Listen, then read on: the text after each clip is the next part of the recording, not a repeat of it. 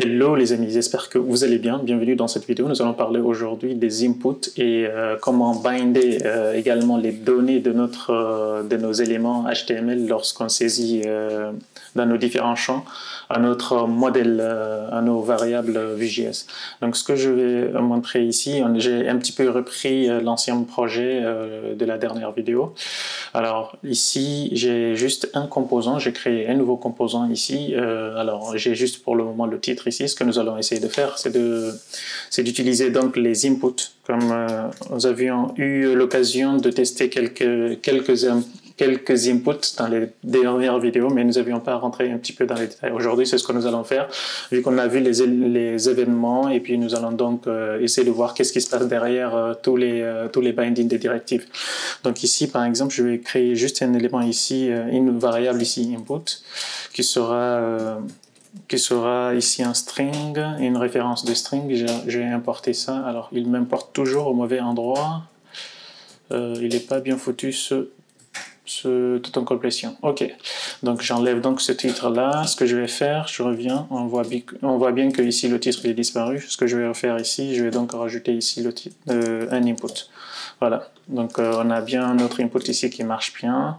Et puis si je fais un placeholder, tape quelque chose ici. Voilà, on voit bien que c'est notre input.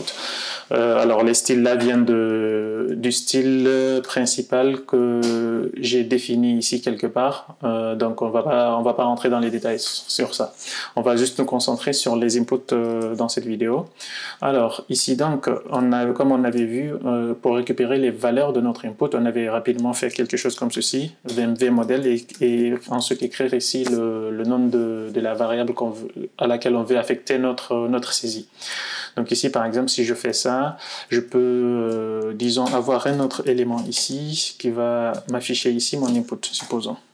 Par exemple, si je tape quelque chose ici, on voit bien que ce que je tape est directement retranscrit en dessous de mon élément input.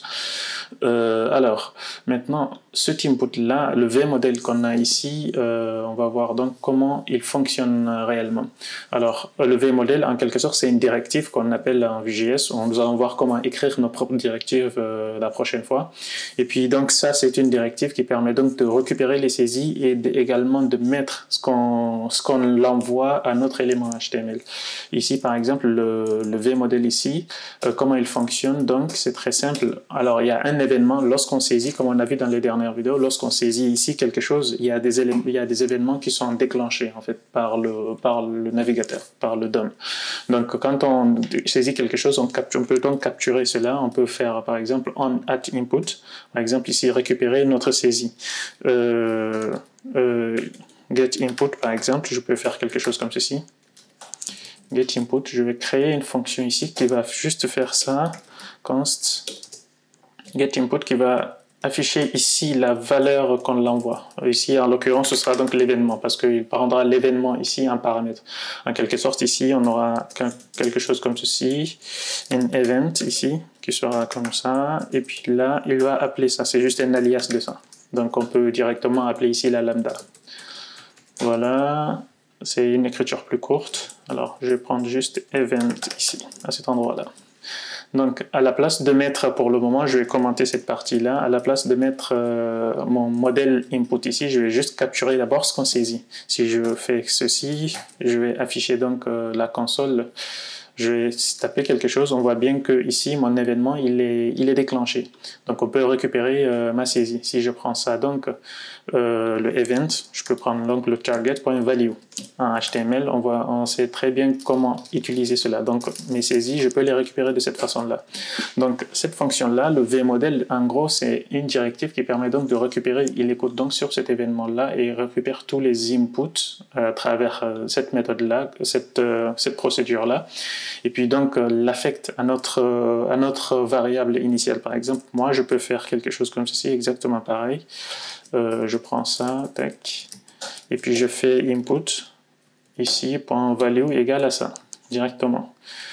Si je reviens ici, je réactualise, on voit bien que j'ai enlevé le VModel ici dans mon input, mais sauf que la fonction ici permet de récupérer ici les valeurs et donc l'affichage d'en bas continue toujours de fonctionner. Et également, ce qu'on a aussi, le VModel ici, ce qu'il fait, il fait deux choses. Il récupère les éléments et puis ensuite, il permet aussi de prendre ce qu'on affecte. On a donc une valeur, en gros, c'est un alias, il prend une valeur. On sait que les éléments input, par exemple, ils ont une partie value, une propriété value, où on peut donner une valeur initiale. Par exemple, ici, je vais faire hello world. Si je rafraîchis, j'ai mon hello world. Si je rajoute un espace, là, c'est l'événement qui capture toute la saisie et qui l'affecte. Mais à l'initial, il capture rien pour le moment. Donc, le VModel, en quelque sorte, c'est ce qu'il fait. On peut le passer à une variable initiale et puis il récupère également ce qu'on saisit. Donc, à cet endroit-là, ce que je peux faire, c'est prendre ici mon input initial et sa valeur. Donc, vu qu'on est dans le template, on peut ne pas utiliser ici donc le value. Donc, on a ici quelque chose. Si je reviens donc dans mon input ici, je remets ici mon hello world à cet endroit-là, on verra bien que mon input il va prendre cette valeur-là de façon initiale. Donc, on voit bien que ici on a notre hello world de façon initiale. Donc voilà, on peut s'en passer donc de notre input, de notre VModel ici en quelque sorte. Également ce que nous avons ici, voilà, hop, je vais enlever cette partie là. Donc en gros nous avons donc cette partie là qui permet donc d'illustrer le fonctionnement de mon VModel. Donc je peux donc remettre mon VModel input ici, on a compris à peu près comment il fonctionne. On verra plus tard comment spécifier nous-mêmes nos propres inputs. Et puis donc, alors ma caméra vient tout juste de s'éteindre, donc il n'y aura plus de vidéo. C'est pas très mal. Donc ici, on a vu les inputs, nous allons voir également les checkbox par exemple. Je vais dupliquer cette partie-là, ou les radios d'abord.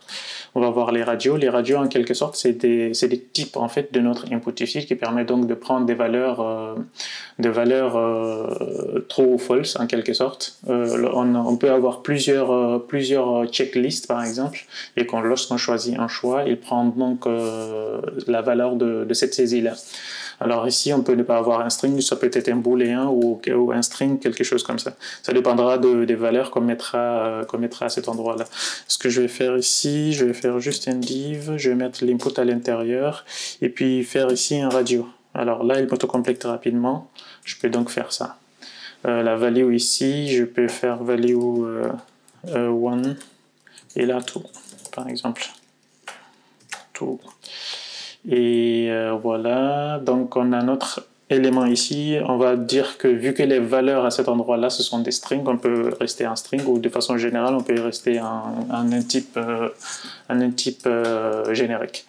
Donc voilà, je peux enlever les valeurs initiales par exemple.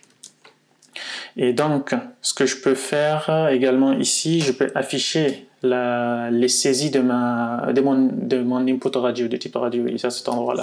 Donc si je reviens ici, alors là, ils sont tous les deux collés. Ce que je peux faire, c'est de rajouter ici un petit label. Je vais faire un label, tac. Je vais pas m'embêter à faire d'efforts, je vais juste faire quelque chose comme ceci. Et faire un span. One. Et là, tout. Voilà. Tac, tac, tac. Et là, tout. Voilà. Donc, on a nos deux valeurs ici. Si je fais ça, on voit bien que la valeur ici, elle change. On a one et tout qui change ici à cet endroit-là. Donc voilà pour la partie input. On peut également ne pas mettre ça. Et donc à ce moment-là, ce sera juste une saisie. Il mettra une valeur.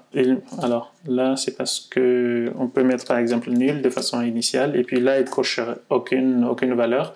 Et puis ensuite, on verra donc on et off. Donc il faut faire attention à cet endroit-là. On peut ne pas mettre, mais sauf qu'on a le droit aussi on aura droit de checker tous les éléments. Donc ça redevient un petit peu comme un checkbox, sauf qu'on ne récupère pas les valeurs. Donc il faut bien spécifier ici les valeurs de notre saisie. Par exemple ici, on mettra donc la valeur 1 et la deuxième Ici, value, ce sera tout. Hop. Voilà, nous avons ça qui marche bien. Alors, ce qu'on peut également avoir, c'est les éléments, c'est nos checkbox. Alors, je vais juste dupliquer cette partie-là. Les checkbox, en quelque sorte aussi, c'est un autre type non textuel. Alors, les types textuels, on peut avoir les liens, les emails, tout ce qu'on peut saisir ici comme un élément input ici, un champ de saisie. On peut l'utiliser de cette façon-là sans pour autant préciser quelque chose. Et par contre, pour ce qui est des types checkbox et les radios, il y a une petite spécificité. Il faudra rajouter la partie value de base. Checkbox 1, disons, checkbox 2. Et là aussi, je peux rajouter ici le type. Hop. Voilà, si je réfléchis ici, et là je vais créer une variable qui s'appellera aussi checkbox. Donc je reviens à cet endroit-là. Alors le checkbox, le principe du checkbox en quelque sorte, c'est un tableau. C'est des champs qu'on saisit au niveau de l'interface ici. Alors je vais sauvegarder. C'est des champs qu'on saisit ici et qui permettent donc de récupérer ici les valeurs qu'on saisit. Je vais afficher cette partie-là également si je fais ceci. Donc nous avons ici nos deux valeurs. Par exemple, lorsque je clique sur checkbox 1, on a checkbox 1, la valeur ici à cet endroit-là qui a été sélectionnée. Et si je check celle-là, ce sera un tableau, contrairement au radio. Le radio, en fait, c'est un élément HTML qui permet donc de récupérer une seule valeur a priori. Et donc on a l'input qui marche bien et le radio également et le checkbox, on voit bien comment les récupérer. Alors à cet endroit-là, on aurait pu avoir également une boucle for, hein. On peut avoir par exemple un tableau d'options à cet endroit-là. Je vais juste faire un petit espace ici, radio au pluriel par exemple. Je peux mettre ici value, on a bien les values et les labels ici. Alors là, ce que je peux faire, c'est faire un vfor de radio. Alors là, on va déstructurer un petit peu. On a un autre index ici. Dans nos objets, ici, à cet endroit-là, on a value et label. Donc, on va les récupérer, value et label. Tac. Donc, le label ici, on le met à cet endroit-là. Label, tout court. Et là, c'est le value. Tac. Donc on n'aura plus besoin de cette partie-là de deuxième radio. Donc on peut sauvegarder et puis à cet endroit-là, il va falloir donc rajouter juste la partie key qui permettra de différencier les éléments. Donc voilà. Alors pourquoi il râle? V4 has invalid expression. Ah oui. Donc il faut absolument donner ici les radios, sinon ça ne marchera pas. On n'ira pas très loin avec ça. Donc la partie value ici, il faut bien évidemment la binder. Donc si je reviens, donc on a toujours nos deux values ici. Si je rechange à cet endroit-là, je peux mettre radio 1, radio 2. Voilà, on a donc les deux radios qui marchent bien.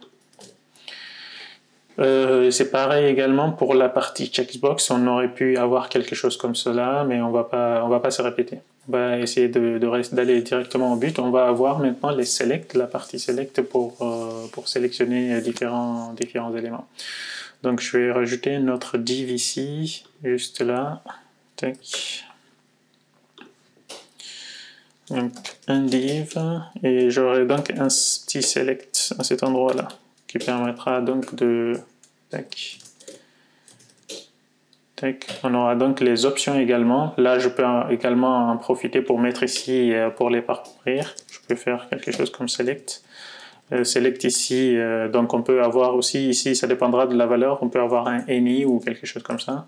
Et puis, je peux également avoir le tableau des options ici, option. Je peux donc avoir 1 et 2, etc. Donc à cet endroit-là, si je reviens dans mon select, ici, alors je peux enlever ça, je peux donc avoir une option ici, tac, quelque chose comme ceci. Voilà, là il y a GitHub Copilot qui me fait presque tout. Voilà, donc je parcours les valeurs des options ici, à cet endroit-là, qui sont là, et je reprends la valeur ici et le label. Donc ici, donc je prends la value et le label. La value, ce sera donc l'option ici et on bind ici avec la value de option et le label qu'on l'affichera. Donc si je reviens ici, on voit bien que nos deux valeurs ici, on peut les sélectionner.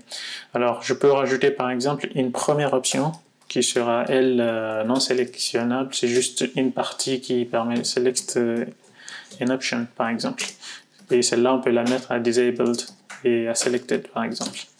Donc celle-là, ce sera notre option par défaut, elle sera désélectionnée, il faudra donc saisir les deux là par exemple. Ça permettra juste de faire un mini instruction, on voit ça très souvent dans certains formulaires sur le web. Donc voilà, si je sélectionne et je désélectionne, etc. Donc ça marche très bien. Alors par contre, à cet endroit-là, il faut également faire un vModel. Le vModel, il marche aussi également, donc je peux rajouter donc mon élément select ici que j'ai rajouté juste ici. Voilà, alors si je récupère donc, je copie cette valeur-là, je vais l'afficher également. Donc on voit bien que notre select ici, il marche aussi. On voit select one, select two. Alors pourquoi la première ici, elle n'est pas affichée? C'est parce que la valeur ici, elle est nulle et que la première option ici, elle est selected, mais par contre, elle est également nulle, la valeur n'est pas spécifiée. Je peux faire une value à nul ou elle est plutôt undefined. Donc si je fais par exemple une value ici, je ne sais pas si ça va marcher. Je teste, peut-être un nul ici. Et donc si je reviens dans les options ici, je peux faire par exemple, si j'enlève ça, non, il ne marche toujours pas. Bon, ok. On peut faire une value un nul si on veut, et puis mettre ici, par contre là il faut faire attention, là c'est une valeur en string. Si je fais ça, est-ce que ça va marcher en fait? Voilà, donc là ça marche. On a donc une valeur à nul, et puis ça permettra donc de sélectionner celle-là par défaut et puis et de la désactiver pour qu'on puisse sélectionner les autres valeurs. Donc voilà, je pense qu'on a fait le tour sur les vModels et on a vu qu'en fait les vModels en quelque sorte c'est un fonctionnement entre deux fonctionnalités en quelque sorte, c'est un mix entre deux fonctionnalités, le input, la capturation de l'événement de saisie et puis ensuite la mise à jour de la valeur en fait qu'on saisit sur notre élément qu'on spécifie. Donc ici, on a vu que lorsqu'on saisit quelque chose, on peut capturer l'événement avec l'input qu'on a vu dans les dernières vidéos. De cette façon-là, capturer l'événement ici avec le target et puis également avoir une valeur initiale. Et c'est ce qui permettra donc de mettre à jour notre référence ici à cet endroit-là. On verra donc dans les prochaines vidéos comment utiliser nos propres vModels pour d'autres éléments. Alors avant qu'on boucle la vidéo, le vModel il a aussi d'autres spécificités, sinon ça aurait été très simple pour Vue.js on va dire. Ils ont aussi ce qu'on appelle les modificateurs en fait, comme on a vu également dans les événements qu'on a vu dans les vidéos précédentes. On a aussi les modificateurs ici, par exemple, si on veut que notre input soit uniquement des nombres, on peut trimer en fait la partie, si on met des espaces, par exemple ceci, si je viens ici, je fais que des espaces, et que je fais quelque chose, il va garder que la partie non espacée en fait, il va faire un trim. Et puis également, si je fais un number, à cet endroit-là, je rafraîchis, alors là la valeur initiale, elle triche un petit peu, mais ce que je peux faire, c'est de faire quelque chose comme ceci. Donc si, hop, je vais revenir ici. On a donc notre type ici qui est à texte, donc évidemment ça ne va pas marcher. Donc si je fais ici un number, alors number. Alors si je reprends donc cette partie-là, je reviens, je tape ici. On voit bien que ici il prend pas la saisie, mais sauf quand on sélectionne ici, quand on saisit ici un input en fait. Donc là, il accepte pas en fait ce qu'on saisit. Donc voilà, lorsque je mets le type ici un number, il n'arrive pas donc à parser cette partie string. Donc il faut absolument que je saisisse un nom pour que ça soit tenu en compte en bas. Donc voilà, je pense qu'on a fait le tour pour cette vidéo et puis on verra donc prochainement quelles fonctionnalités également qu'on va voir, les événements et les props, etc. Puis on se retrouve donc à la prochaine et puis à très vite. Ciao.